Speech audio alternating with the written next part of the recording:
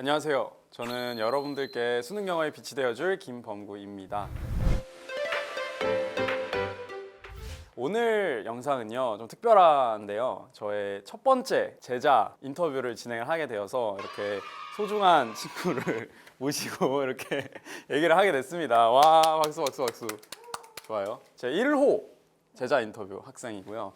제가 먼저 간단하게 소개를 해드리면 일단 작년에 저랑 이투스 기숙학원에서 1년 동안 수업을 같이 들었고 올해 입시로 이제 전남대 의대 2호학번이 된 장다영 학생이라고 하는데요. 소개 한번 해주시죠. 네, 안녕하세요. 저는 이투스 기숙학원에서 김범구 선생님의 영어 수업을 듣고 수능 1등급을 받아서 전남대학교 의예과 2호학번에 입학할 예정인 장다영이라고 합니다. 박수 박수. 또 이렇게 1호로 의대생을 모시게 돼서 너무 영광이고요. 사실 저랑 밥을 먹고 지금 왔는데 갑자기 긴장해가지고 체할 것 같아요. 소화제 먹겠다고 아까 얘기했었는데 아무튼 그렇습니다. 작년에 저랑 기숙학원에서 수업을 들었어서 거기는 또 강사와 학생 간에 또 이 상호작용을 하려면 되게 많이 할 수 있는 학원이잖아요. 작년 1년 동안 매주 거의 저랑 질의응답도 거의 일주일에 한 번씩 했었고 뭐 공부 관련해서 이런저런 고민 상담을 많이 해서 개인적으로 이제 현장 강의를 진행하면 학생들 되게 많이 만나니까 그래서 한 명 한 명이랑 이렇게 소통할 기회가 많이 없는데 그 학생들 중에서 이제 손에 꼽게 기억에 남아 있는 학생 중에 한 명이라서 제가 이렇게 1호로 모시게 되었다 뭐 그런 얘기. 그래서 오늘은 작년에 저의 커리를 수강하면서 어떤 장점들을 느꼈는지 이런 거 소개해주고 그 다음에 이제 의대에 진학하기까지의 그 공부 과정을 좀 학생들한테 알려줄 수 있는 그런 시간이 됐으면 좋겠다 그런 얘기. 그래서 질문들을 해볼 건데 일단 제일 첫 번째로 이거 개인적으로 궁금한 거기도 한데요. 김범구 선생님, 그러니까 나의 수업을 어떤 계기로 처음에 수강을 이제 결심하게 됐는지 그것부터 좀 얘기를 해줬으면 좋겠어요.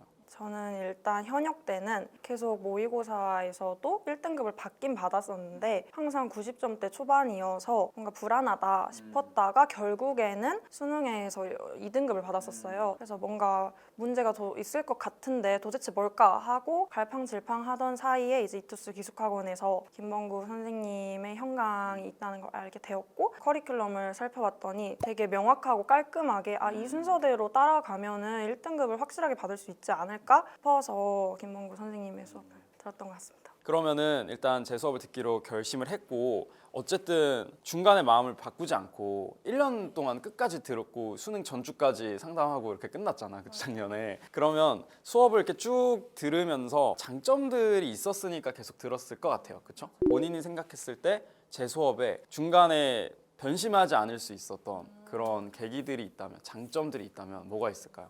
일단 선생님께서 방금 말씀하신 대로 저는 루미너스 때부터 합류를 했다가 끝까지 에이펙스도 듣고 수능을 쳤었는데 그럴 수 있는 게 선생님의 풀이가 일관된 게 가장 큰 강점이었어서 저도 일관되게 풀다 보니까 마지막 커리큘럼까지 함께 할 수 있었던 게 아닌가. 그래서 저는 처음 수업 들었을 때부터 매번 수업 끝날 때마다 진짜 깔끔한 풀이다. 그리고 명확해서 등급대가 어떻게 돼도 저처럼 2등급 에서 1등급을 확실하게 굳히고 싶은 학생이 아니더라도 더 낮은 등급대여도 쉽게 이해하고 체화할 수 있겠다? 그게 좀 컸던 것 같아요. 맞아요. 실제로 작년에 모의고사 본 거에서 2로 떨어진 적 없잖아. 6월, 9월.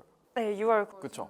한 번도 없었잖아. 그쵸? 그러니까 이게 점수대가 오락가락하는 친구들 있잖아요. 고3 때 다영 학생도 그랬었고 그게 왜 그러냐면 감에 의존해서 보니까 해석하고 이해한 내용을 바탕으로 답이 뭐 3번이지 않을까 이렇게 가면 해석이 잘 되는 날에는 잘 풀고 안 되는 날에는 또 왔다 갔다가 심하단 말이에요. 근데 이제 제 수업은 모든 문제에 다 공통되게 적용할 수 있는 방법론을 좀 알려주는 것 같아요. 빈칸이면은 이걸 봐야 되고 순서삽입이면 이걸 봐야 되고 혼자 공부하기에도 배운 방법론을 체화하면서 공부하면 독학하기에도 나쁘지 않고 복습하기에도 괜찮고 그게 한번 체화가 되면 안 떨어져요. 왜냐하면 보라고 하는 것만 보면 무조건 답이 나오니까. 그래서 뭔가 제 수업이 잘 체화가 되고 잘 맞는 학생들은 점수대가 많이 안 흔들리고 실제로 작년 다영 학생처럼 작년 6모도 1등급이었잖아. 그죠? 작년 6월에 1등급 1.4%였는데 그 안에 들었다. 그렇게 될 수 있다. 이런 거죠. 그렇죠? 일관된 풀이 되게 좋은 장점이네요. 제가 생각해도 좋은 것 같아요. 그러면 일관된 풀이 외적으로 인강으로 이거를 듣는 친구들도 있고 이제 현장으로 실제로 이제 기숙학원 친구들도 이거 볼 것 같단 말이죠. 그러면 방금 그 일관된 풀이는 이제 모두에게 적용될 수 있는 그런 얘기인 것 같고요. 기숙학원에서 저를 이제 올해 만나는 친구들이 있어요. 다영 학생 덕분에 제가 작년에 거의 2배 정도 수강 인원이 너무 많아져서 분반을 했거든요, 올해. 제가 보기에는 이제 다영 학생이 인터뷰 해주는 게 좀 크지 않나 생각하고 있는데, 특히 더 제 컨텐츠 뭐 현장 분위기라든가 뭐 이런 것도 한번 소개해 주면 좋을 것 같은데. 일단은 현강이면은 시간이 되게 길잖아요. 네네네.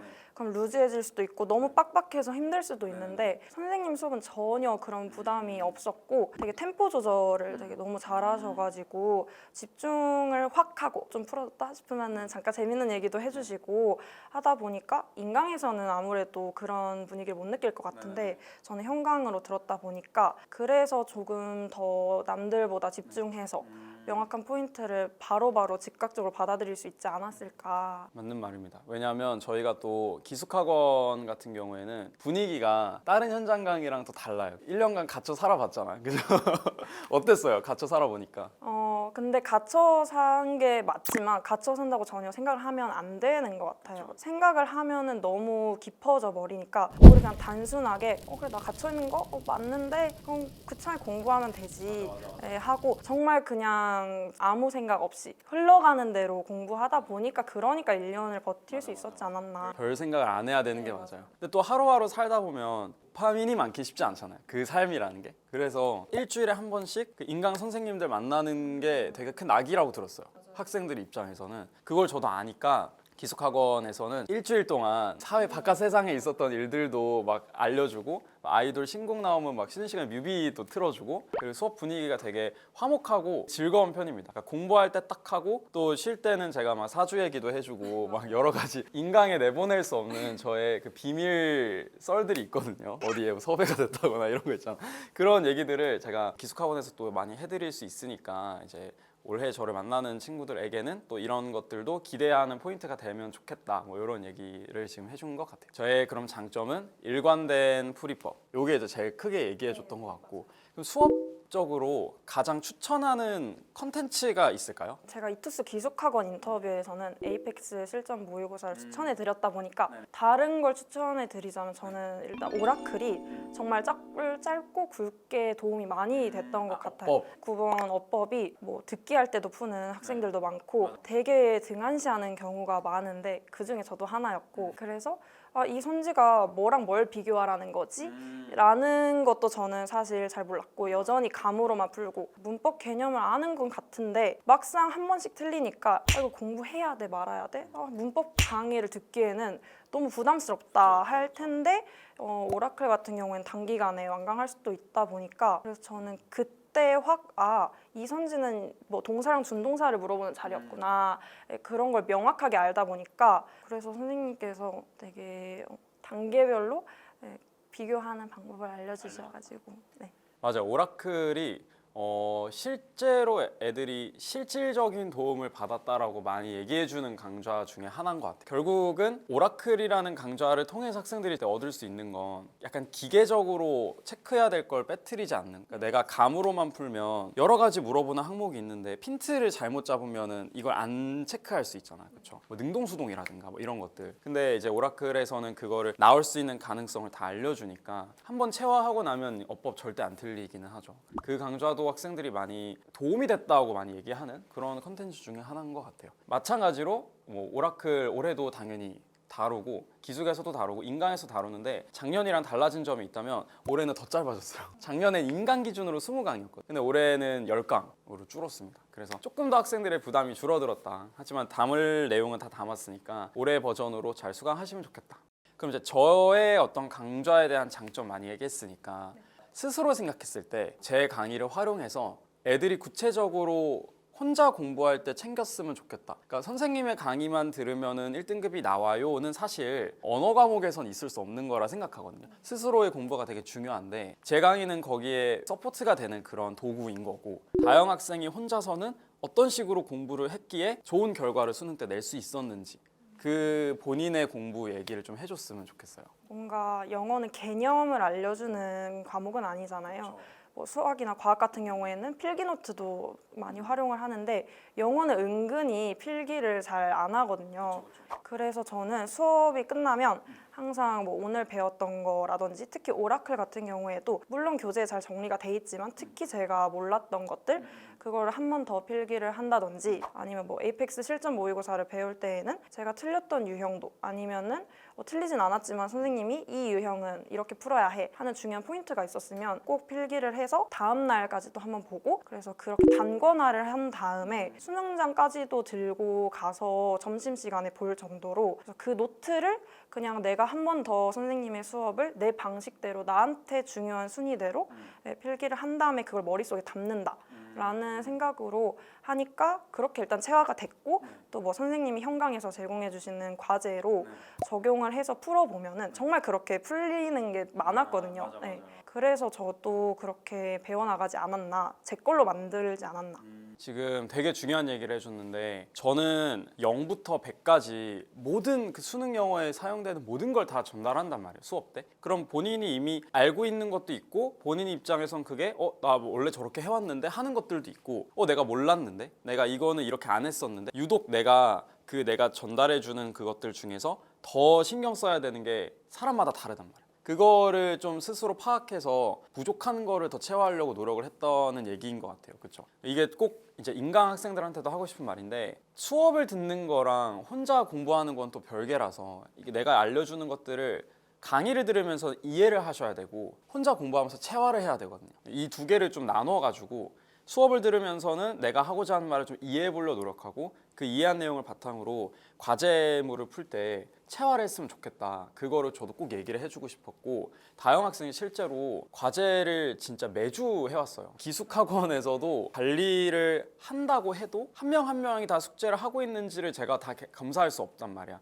그래서 그걸 활용하는 시간 질의응답 시간인데 진짜 매주 했어요. 질의응답 한 주도 거의 빼먹지 않고 매주 봤던 것 같아요. 뭐 어쩌다 한 번 신청을 안 하면 오늘 아픈가? 라고 생각을 할 정도로 안 오면은 제가 기억이 날 정도로 진짜 매주 왔거든요. 수업을 듣고 나서 수능 전주까지 마지막 수업까지 진짜 매번 왔단 말이에요. 과제 한 거에서 틀린 거, 모르겠는 거, 애매한 거 이런 거를 항상 싹 질문하고 갔었어요.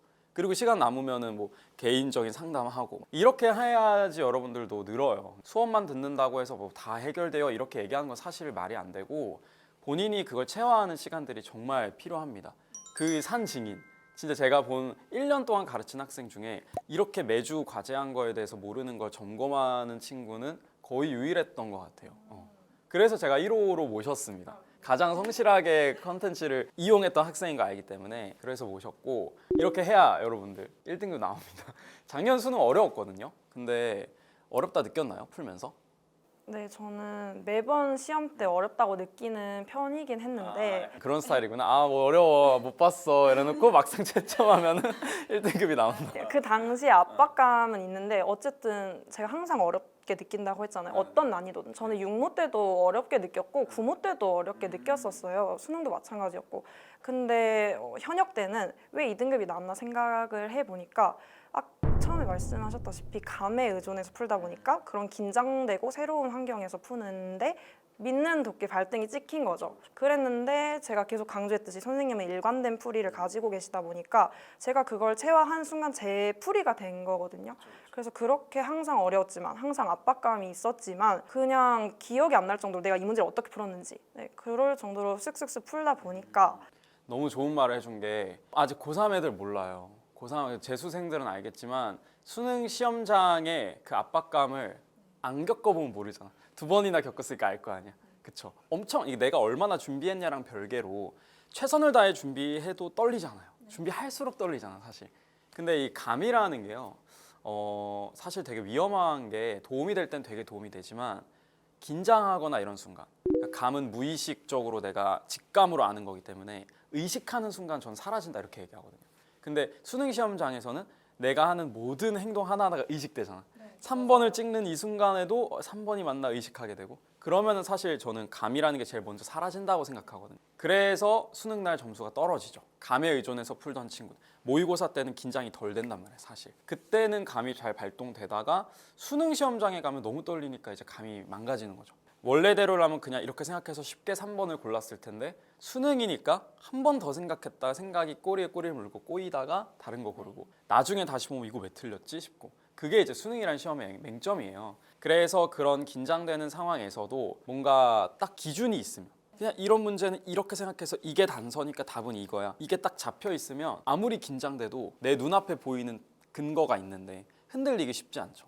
그래서 안정된 점수를 유지하려면 반드시 뭔가 근거 잡는 연습이 필요하다. 그런 얘기를 방금 해준 것 같은데 너무 맞는 말입니다. 실제로 고3 애들이 영어를 뒤늦게 막 시작하니까 막 급하게 해석하는 연습만 하고 이해하면 다 풀리겠지? 이렇게 생각했다 많이 틀리고 유형별로 뭔가 풀이 방법이나 잡아야 되는 단서들의 어떤 유형을 조금 이렇게 정형화해두면 도움이 많이 되는 것 같고 제 수업이 실제로 그걸 딱 패턴을 만들어주고 그걸 벗어나게 절대 풀지 않아요. 수업 때. 그런 것들이 좀 장점으로 다가올 수 있지 않나? 그런 생각이 듭니다. 그러면 마지막으로 재수를 해서 지금 대학 입시 결과가 나온 거잖아요. 그렇죠? 이걸 보는 이제 현역 친구들도 있겠지만 또 N수를 준비하는 기숙이 아니더라도 그냥 진짜 전국에서 N수를 준비하는 친구들도 이 영상을 볼 수 있다고 생각해요.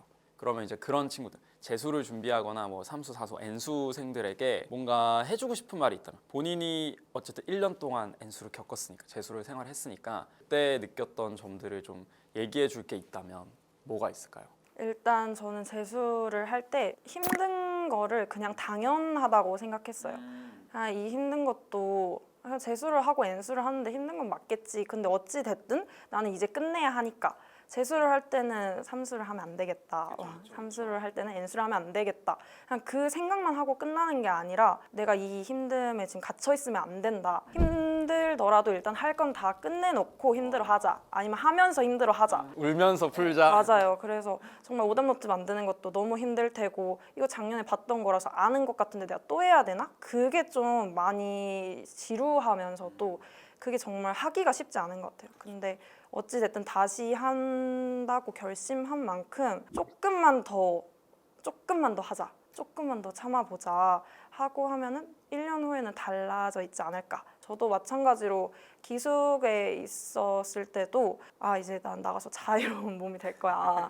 그런 상상을 하면서 버텼던 것 같아요. 네. 그래서 지금 와서 보니까 힘든 게 잘 기억이 안 나요. 아까 밥 먹으면서 한번 살짝 물어봤거든요. 뭐가 힘들었냐? 근데 기억이 안 난다라는 대답을 얼마나 힘들었으면 기억이 안 날까라고 생각했던 마음이 반이었고 나머지 반은 그 힘듦을 곱씹지 않고 살았구나. 1년 동안. 그런 생각이 들어요. 근데 실제로 저랑 상담을 하거나 뭘 할 때도 막 힘듦의 굴레에 빠져 있다는 느낌이 전혀 안 들었어요. 근데 고민 상담할 때도 이런 점들이 힘들어요 얘기하고 뭔가 다음 주에 보면 그 부분이 많이 해소가 되어 있다고 느껴졌고 뭔가 자기 연민을 안 하려고 노력했던 느낌? 나는 지금 되게 비운의 한국 수험생이다. 뭐 나한테만 이런 일이 왜 나만 이렇게 힘들지? 이런 생각 좀 안 하려 했던 것 같고 누구나 힘들고 입시는 누구나 빡세고 누구나 힘든 일들이 있다. 내일도 그냥 그런 일 중에 하나니까 할 일을 하자 이렇게 좀 생각했던 것 같아요. 그렇죠? 되게 T로 살려고 노력했던 것 같아요. 그렇죠? 쉽지 않았어요.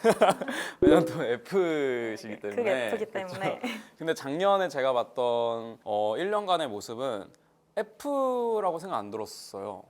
그래서 실제로 이건 진짜 그냥 사소한 이런데 MBTI 뭐 처음에 맞춰보라고 나한테 얘기했었잖아요, 그죠? 제가 그때 T라고 했던 것 같아요. 뭐 INTP 같다 했나, INTJ 같다 했나. 아무튼 그랬었거든요. T 같다고 얘기했었는데 그게 좀 저도 많이 느껴졌을 정도로.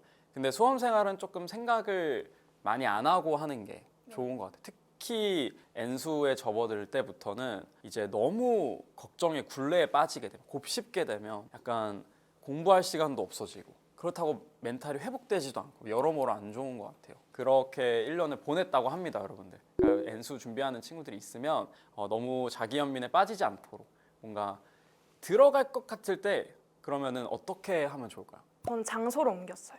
공부 장소를. 네, 이게 정말 좋은 방법이었다고 생각을 하는 게 물론 자꾸 기숙학원 얘기를 해서 좀 홍보하는 것 같긴 하지만 그게 아니라 여러분들도 환경이 된다면 그렇게 하는 걸 적극 추천하는 게 저는 스터디 카페형도 있었기 때문에 자습실에서 공부하다가 갑자기 너무 답답하거나 그만 공부하고 싶을 때 그 다음 교시에 이제 스터디 카페로 이동을 해서 한번 리프레시를 하면서 다른 과목을 해도 되고 그랬다가 다시 돌아와서 자습실에서 그 공부를 하면은 또 다르게 보이기도 했거든요. 그래서 뭔가 내가 너무 깊이 빠지는 것 같다 했을 때는 장소를 옮기는 게 정말 좋은 방법인 것 장소 같습니다. 옮기기. 그러면 뭔가 공부하기 너무 싫거나 잡생각이 들 때는 환경을 바꿔라. 좋은 조언입니다.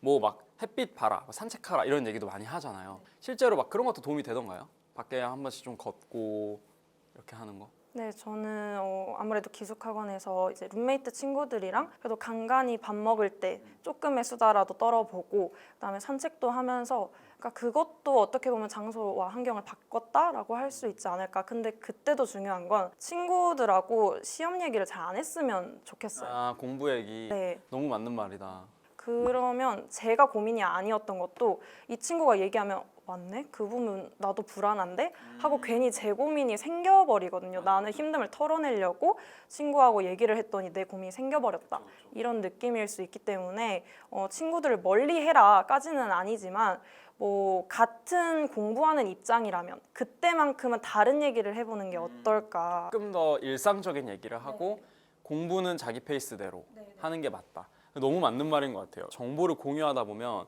쟤는 저걸 하는데 난 저걸 안 하네? 나도 괜히 저거 해야 되나? 제가 저거를 막 너무 못해서 하는 것도 아닐 텐데 나랑 뭐 별반 다르지 않을 텐데 쟤는 저걸 하면 내가 괜히 뒤처지는 거 아닌가? 이런 생각이 들기 마련인데 사실 본인의 상황은 나는 본인이 제일 잘 안다고 생각해. 공부는 자기 페이스대로 가시고 친구들과의 교류는 진짜 그 공부에서의 스트레스를 떨칠 수 있는 그냥 그 정도 일상적인 대화를 하고 교류할 수 있는 정도의 의미로 이렇게 둬야 되지 않나. 너무 공부 얘기를 같이 하면 조금 그런 부분들이 좀 그럴 수 있을 것 같아요. 맞아. 그러면 환경을 바꾸고 뭔가 친구들과의 일상적인 대화들을 하면서 조금이라도 스트레스를 푸는 게 좋다. 다만 친구들과 너무 공부 얘기를 너무 막 딥하게 너는 국어 공부 어떻게 하고 있어? 너 뭐 실무 몇 개 풀어? 뭐 이런 얘기는 너무 하지 말자. 자기 페이스대로 가고 친구들은 정말 즐거운 마음으로 대화하자. 이런 느낌.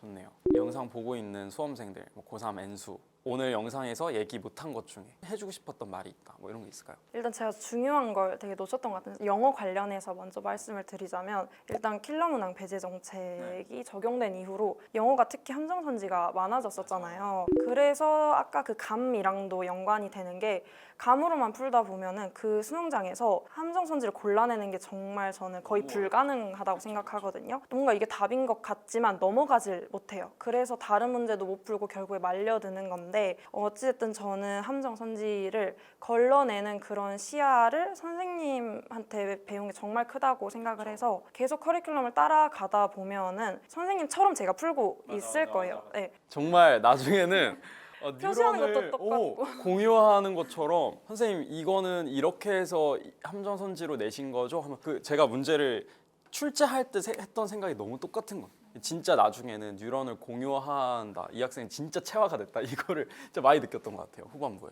그래서 영어가 그러니까 글은 이해가 되는데 나는 선지에서 헷갈린다. 그럼 저는 무조건 김범구 선생님의 커리큘럼을 들어봐라. 아니면 에이펙스 모의고사라도 자기가 배운 거를 이제 새로운 선생님을 찾아볼 때 그때 이제 김범구 선생님의 걸러내는 그 방법, 그 노하우를 마지막이라도 꼭 얻어내셨으면 좋겠어요. 그래서 함정선지가 사실 여러분들도 나중에 문제 풀어보면 알겠지만 난잡하게 막 이거저거 막 그냥 내는 게 아니에요. 그렇죠? 우리 수업 때 얘기했던 것처럼 뭐 선후 관계를 건드린다거나 아니면 뭔가 뭐 반대말을 쓰거나 뭐 주관을 개입시킨다거나 언급되지 않았는데 그냥 이렇게 애들이 생각하기에 뭔가 왠지 맞을 것 같은 그런 느낌을 많이 낸단 말이죠. 패턴이 다 정해져 있습니다. 그리고 사실 작년에는 그 전해 기출들을 가지고 얘기를 했었다 보니까 문제가 좀 제한적이었는데 올해는 작년 기출이 더 들어갔어요. 그래서 5번의 시험의 데이터가 있단 말이야. 이 정도면 사실 유의미한 데이터가 이미 잡힙니다. 그래서 작년과도 또 다르게 더 정형화된 패턴으로 함정선지들을 다뤄줄 수 있게 됐다. 그래서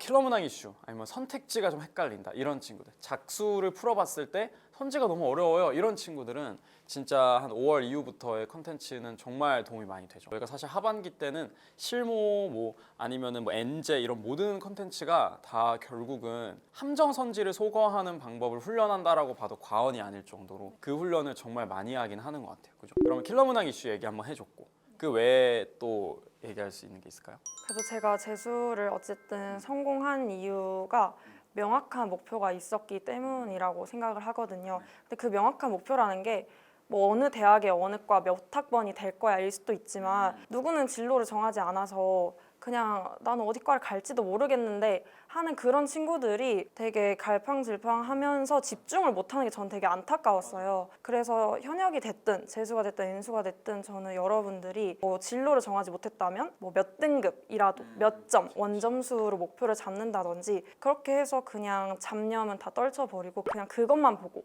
직진을 하면 좋겠다, 흔들리지 않았으면 좋겠다라는 생각을 합니다. 너무 좋은 말인 게 결국에는 무슨 말이냐면 구체적인 목표를 딱 그 명시적으로 잡아놔야 동기가 생긴다 이거잖아, 그렇죠? 실제로 고3 애들도 그렇고 엔수도 그렇고 물어보면 뭐 목표 학과가 없다. 그냥 최대한 열심히 해보고 그때 나오는 점수에 맞춰서 갈 수 있는 제일 높은 데를 가고 싶어 이렇게 얘기하는 친구가 태반이에요. 근데 그렇게 하면은 최대한 열심히 해보고가 안 되더라고. 목표가 딱 있어야 나는 그러면 여기에 가려면 과목별로 몇 등급 이상 받아야 되고 나는 지금 몇이니까 나의 현실과 내 목표 사이에 이 갭을 빨리 생각해야 따라잡아야 될 게 명료해지고 그렇게 명확해져야 동기도 세게 생기는 것 같아요. 그죠? 실제로 저랑 상담할 때 이미 의대 생각하고 있었잖아요. 그렇죠?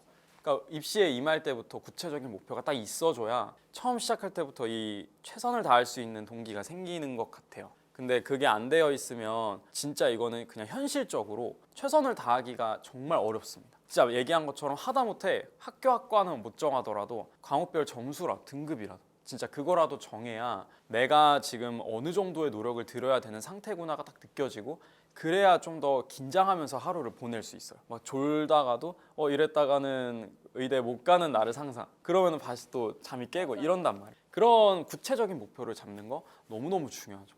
그게 이왕이면 저는 원하는 대학교, 원하는 학과가 딱 있었으면 좋겠어요. 그래야 이제 그걸 상상하면서 그 캠퍼스 다니는 내 모습도 떠올리면서 그러면서 또 좋은 자극도 얻을 수 있고 또 거기에 떨어지는 상상을 하는 것도 또 부정적인 자극이지만 어쨌든 도움이 되거든요. 그래서 명료한 그런 목표를 세워라. 너무 좋은 말인 것 같습니다. 킬러 문항 이슈랑 명확한 목표를 세워봐라. 이 정도. 더 있나요 혹시?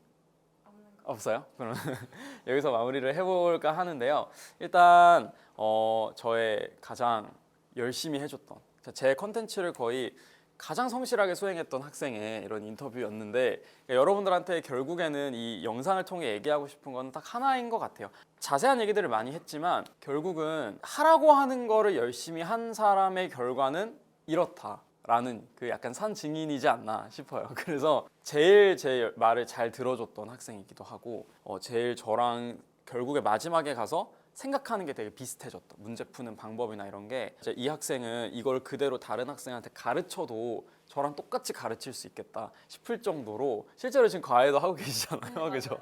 그렇게 여러분들도 저랑 점점 시간이 지날수록 뉴런을 공유하는 과정을 거쳐보면 어떨까? 진짜 저 선생님처럼 풀어봤으면 좋겠다. 이런 생각들을 할 수 있고 너네도 할 수 있고 그렇게 했던 사람이 여기에 있고 좋은 결과를 냈으니 시키는 거 잘해라 결국 이 말입니다. 그거를 이제 이 영상을 통해서 한번 전달해드리고 싶었고요. 그 외에 기타 자세한 팁들은 본인의 상황에 맞게 잘 가져가시면 좋을 것 같습니다. 오늘 응해주셔서 너무 감사하고 오늘 생일이에요 여러분. 그래서 생일날 제가 먼 길 오게 해서 너무 미안한데 또 선뜻 도와줘가지고 너무 고맙고 여러분들도 이제 내년에 이 자리에 앉을 수 있게 그런 동기를 가지고 열심히 해주셨으면 좋겠습니다. 아시겠죠? 그러면은 오늘 인터뷰는 여기서 마무리를 하고요. 저희는 또 다음 제자 인터뷰로 함께 돌아오도록 하겠습니다. 안녕.